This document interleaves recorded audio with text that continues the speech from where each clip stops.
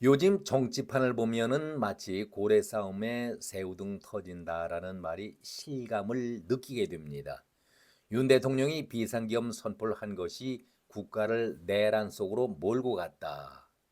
그래서 민주당과 야당 집단적으로 패거리들이 탄핵 소추안을 헌재에 내놓고 대통령은 헌재 재판관들의 면면을 살펴볼 때에 탄핵은 확실하게 인용이 된다. 이렇게 판단을 하고 있는 것 같습니다. 그러니까 윤석열은 이제 끝났다. 대선판이 조기에 열릴 것이다. 생각 없는 여당과 야당의 지도자라고 하는 사람들이 나서고 있습니다. 그러니 애꿎게 국민들만 살기 어려운 이런 입장에서 고생하고 힘들어 하는데 고래 싸움에 새우등 터진다 이런 말씀을 드리면서 여기에는 못난 두 놈 쌍두마차 이재명과 우원식 이렇게 제목을 걸고서 여러분께 설명을 드리고자 합니다. 깜나라 조진국 시간입니다. 이재명이가 어느 유아 프로그램에 이런 프로그램이 있었지요. 우리 아이가 달라졌어요. 이런 프로가 있습니다. 말썽 피우고 못된 짓만 골라가면서 하는 아이가 심리 상담을 통해서 좋아진다. 그런 내용의 프로인데 바로 이재명이가 문제야 아니었었습니까? 아니 애도 낳기 전에 이름을 짓고 남자인지 여자아인지도 구분이 안 되는데 애가 태어나서 입을 옷을 마련한다. 호들갑을 떨면서 난리를 피우고 있는데 정치권에 하는 그 짓거리를 볼 때에 여당도 그렇고 야당도 마찬가지입니다. 나설 자격이 있는 자들이 나서서 대선 후보라고 나서면은 그래도 좀 덜할 터인데 자격조차 없는 자들이 바퀴벌레가 어디에 나타납니까? 어두울 때에 습한 곳에 아주 지저분하고 더러운 곳에 바퀴벌레가 스멀스멀 기어 나오듯이 이럴 때에 볼성 사나운 자들이 대선 후보라고 나서고 있는 모습을 볼 때에 정말 꼴불견이면서도 토하고 싶은 그런 생각이 듭니다. 정말 나라를 걱정하는 사람이라고 한다면은 이렇게 혼란한 시기에 빠져 있는 이 나라에 나라를 걱정하고 있지 내가 가볍게 촐랑거리면서 대선 후보로 나서겠다 이렇게 나서지는 않지요. 아주 이재명은 감방 가지 않으려고 백방으로 노력을 하고 있는데 평생을 정치하면서 거짓말로 인생 자체를 자기 자신을 부정하면서 살아왔었는데 마지막 불꽃을 피우기 위해서 온갖 꼼수와 그리고 편법을 다 이용하고 있습니다. 내 마음과는 전혀 다르지만은 보수 쪽에서 주장하고 있었던 정책에 대해서 놀부가 남의 호박밭에 말뚝 박아놓고서 완전히 망가뜨리듯이 심술은 다 부려왔던 것이 이재명 아니었었습니까? 그런데 이제는 우리 아이가 달라졌어요 하듯이 완전히 180도 달라진 모습을 보이고 있습니다. 이것이 진심일까요? 이제는 근로 시간도 유연해져야 한다. 노동계의 반발이 아주 강해지고 있죠. 그리고 트럼프에게도 한미 동맹 강화 발언을 하고 있습니다. 아니, 한국과 미국의 동맹이 아주 찰떡궁합처럼 잘 이루어지고 있는데 여기에서 어떻게 더 동맹을 강화시킨다는 얘기를 할 수가 있겠습니까? 그동안 점령군이라고 얘기했었던 사람이 이재명 아니었었나요? 그래서 노벨 평화상도 받도록 국민의힘에서 생각하지 못했던 것도 우리 민주당이 적극적으로 추천까지 했고 트럼프 측에도 알렸다라고 떠벌리고 있습니다. 기가 막힌 일이죠. 일본에 대해서는 어떠했었습니까? 관함식 해군 함정이 각 나라에 들어가는 그 관함식 외교 하나의 행사지요. 문재인 때도 허용을 했었는데 윤석열 정부가 일본의 배가 군함이 절대 일장기를 달고서는 들어올 수 없다라고 막지 않았었습니까? 그리고 후쿠시마 오염수에 대해서는 어떤 발언을 했었습니까? 아니, 오염수를 IAEA에서 기준치에 합당하다고 하면은 문재인도 어쩔 수 없이 받아야 한다라고까지 했었는데 윤석열 정부에서는 후쿠시마 핵 폐수라고 표현하면서 우리 바다가 다 죽어간다, 어민들이 죽는다라고 전국적으로 선동질하면서 막자. 일본에 굴욕 외교하지 말라고 얼마나 전국을 돌아다니면서 선동질을 해왔었습니까? 작년과 재작년 모두 10차례 방류를 했었죠. IAEA에서 기준치보다도 훨씬 미급한 아주 극소량의 아무 해가 없는 그런 오염수를 방류했었다라고 얘기를 하고 있는데 여기에 대해서 이재명은 말이 없습니다. 그렇게 전국적으로 선동질까지 해보던 이재명인데 민주당인데 아무 발언을 하지 않고 있습니다. 얼마 전에 주한 일본 대사 만났을 때에 어떤 발언을 했었습니까? 한국과 일본은 더 친밀해지고 강화되어야 한다. 그러면서 독도 문제, 민주당 의원이라면은 국정 질의에서 다들 나와가지고 왜 우리 독도가 우리 땅이라는 발언을 하지 않느냐라고 정부를 공격해야 되지 않았었습니까? 이재명 자신도 그런 발언을 했었는데 이재명이 주한 일본 대사 만났을 때는 어떤 발언을 했었습니까? 우리가 독도 문제에 대해서는 실효적 지배를 하고 있는데 더 이상 거론해서 문제를 삼지 말자. 이재명이 철이 든 겁니까? 아니면은 굴욕적인 말을 이재명 스스로가 하고 있는 것인지 도무지 감을 잡을 수가 없습니다. 중국에 대해서는 어땠습니까?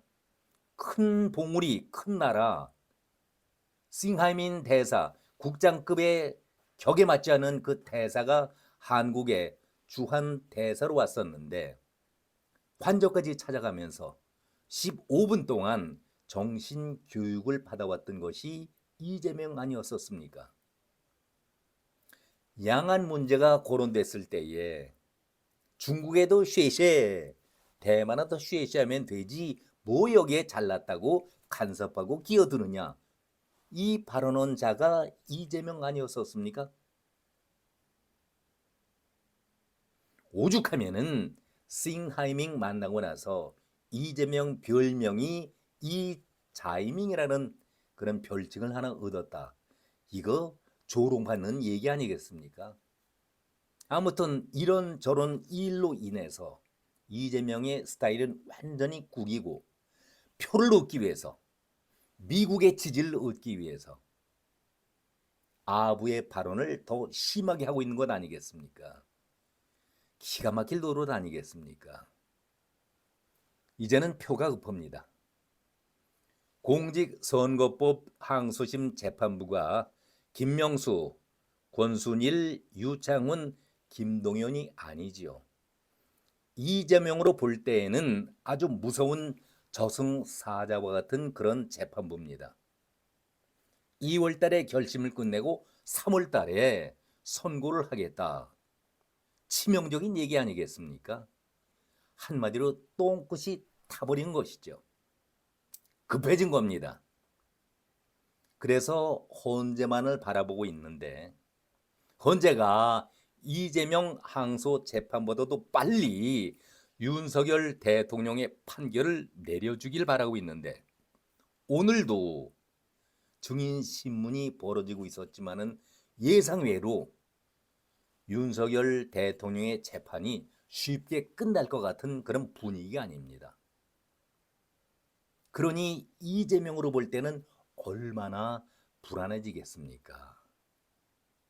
여기에 대해서 정성호라는 이재명의 좌장, 저는 이 정성호를 바라볼 때마다 이재명보다도 어떤 면에서는 더 가증스럽고 교활한 인간이 정성호가 아닐까, 이런 생각을 가져봅니다. 문영배 재판관이 가장 법관다운 법관 아니겠는가, 이렇게 띄워올립니다. 왜? 헌법재판소의 권한 대행을 갖고 있는 힘이 있는 자이기 때문에. 아주 비겁한 자들이 있죠. 자, 헌재 재판관들을 바라보고 있는데 윤석열의 재판보다도 이재명의 재판이 먼저 끝나면 절대 안 되는 것이죠.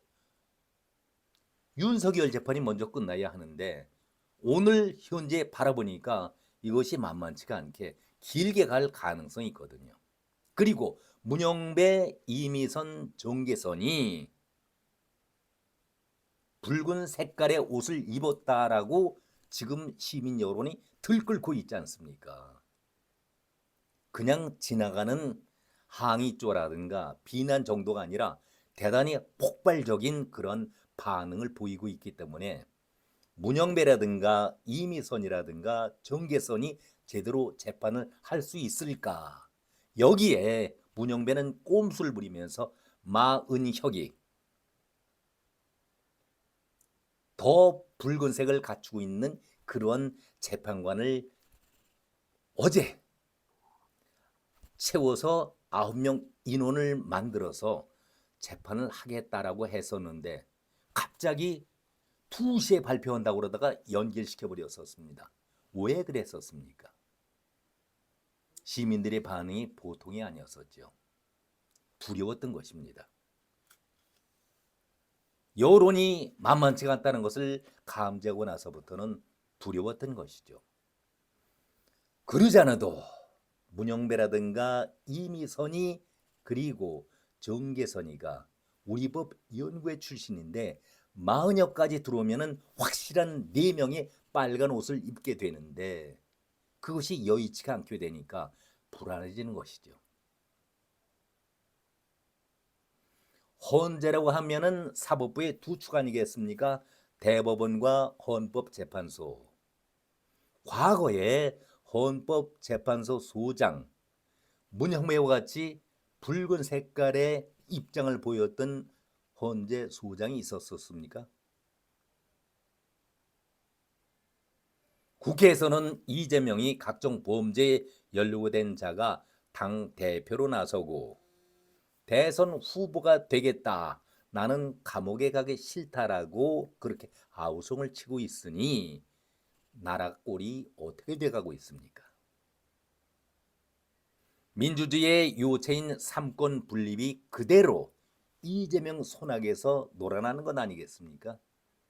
국회는 이재명이 개판을 치고 사법 당국에는 우리법이라든가 국제인권법 추종자들이 뱀 혓바닥 날름거리고서 그대로 잡아먹을 듯 달려들고 있고, 헌재는 여기에 붉은 이념의 재판관들이 이것도 모자라는지 마흔혀까지 불러들이자. 그런데 생각과는 다르게 저항이 만만치가 않지 않습니까? 힘든 거지요. 최상목 권한대행이 여기에 대해서 이의를 제기했습니다. 권한쟁의 사건의 청구인 적격자, 제목에서도 나와 있습니다마는 못난 쌍두마차 우원식을 제가 지적을 했었는데, 아니 어제 판결 분명히 9명의 법관을 임명하겠다라고 문영배가 공언을 했었다가 연기시켰었습니다. 그 내용이 불분명하지 않았었습니까? 그 이유가 바로 여기에 있는 겁니다. 우원식이 최상목 권한대행이 40여 개 대해서 임명하지 않자 국회를 대표해서 권한쟁의를 청구하면서 국회 의결을 거치지 않았다라고 최상목 권한대행이 문제 제기를 한 것입니다. 아무리 뻔뻔하고 빨간 옷을 입은 그런 낯 두꺼운 헌법재판관이라 할지라도 이것은 명백히 위반되는 사항 아닙니까? 우원식이가 단독 심판 청구는 부적법해서 각하해야 한다라고 최상목이가 헌재에다가 서면으로 제출을 했었죠. 청구인을 대한민국 국회로 하면서 의결을 거치지 않았다는 것은 청구인 자격이 안 되는 것이다. 이렇게 몰리게 되자 국회 대리인단이 의결 없이도 가능하다 이렇게 주장을 하고 있지만 아무리 뻔뻔한 헌법재판관들이라 할지라도 명백히 위반되는 사항이니까 바로 어제 결정을 내리지 못하고 다음 월요일 10일 날 한번 변론 기일을 정해서 얘기를 들어보고 국회의 입장을 들어보고 10일 날 결정을 하겠다. 이렇게 옹색한 한마디로 망신을 당하면서 한 발 물러선 것 아니겠습니까? 헌법재판소에서 처음으로 이러한 불미스러운 일이 벌어졌던 것입니다. 왜? 이재명과 우원식의 무식함이 합작을 이루면서 문영배가 이 안에서 놀아났던 것이죠. 아주 꼴 좋게 모양새가 좋게 망신을 당하고 말았었습니다. 이런 개판을 쳤는데 나라 꼴이 제대로 가겠습니까? 행정부는 어떻습니까? 제멋대로 29번의 탄핵을 쏟아냈던 것이 민주당 아니었었습니까? 그러니까 행정부 자체에 국회도 그렇고 사법부도 그렇고 일을 할 수가 없을 정도로 무정부 상태를 만들어 놓은 것이 이재명 아니었었습니까? 우원식에 대해서 한마디 더 짚고 넘어가지요. 정말 이렇게 무식할 수가 있는지. 머리에 든 것이 전혀 없는 자가 한독수 권한대행 밀어붙일 때 여러분 기억나십니까?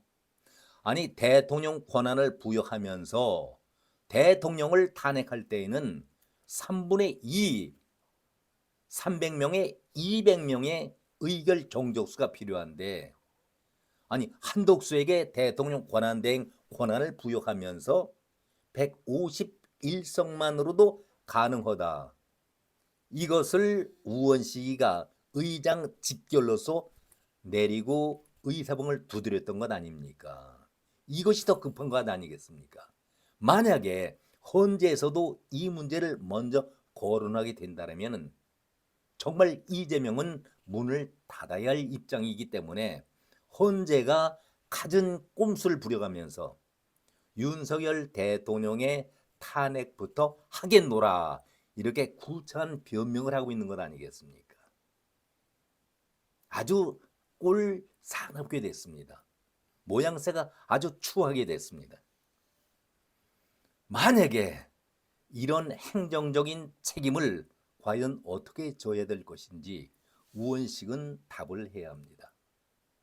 그렇기 때문에 많은 사람들이 이것이 나라냐, 이것이 나라냐 이렇게들 볼멘 소리들을 하고 있습니다. 자, 아무튼 이러한 재판 속에 오늘 이재명이가 아주 큰 사고를 쳤습니다. 이재명이가 아주 큰 사고를 쳤습니다. 지금 공직선거법 위반 혐의로 1심에서 징역 1년의 실형을 선고받았지 않습니까? 항소심 재판이 열리고 있는데 항소심 재판부에서 2월 달에 결심하고 3월 달에 선고를 하겠다라고 얘기하니까 아주 급해진 것이죠. 우리가 바둑 둘 때에 장구 끝에 악수를 둔다는 얘기가 있지만은 이재명이가 갖은 꼼수를 부리다가 한마디로 똥볼을 찬 그런 꼴이 되고 말았습니다.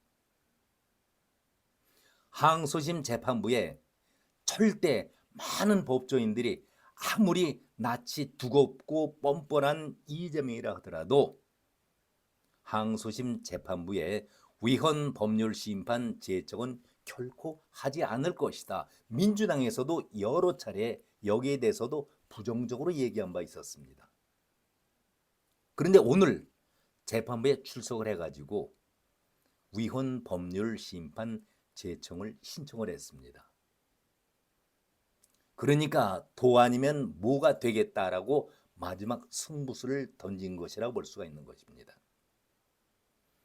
만약에 항소심 재판부가 받아들이고 헌재에 넘기게 된다라면은 한 2달 정도 여유가 꼼수를 부릴 수 있는 그런 기회가 되겠죠.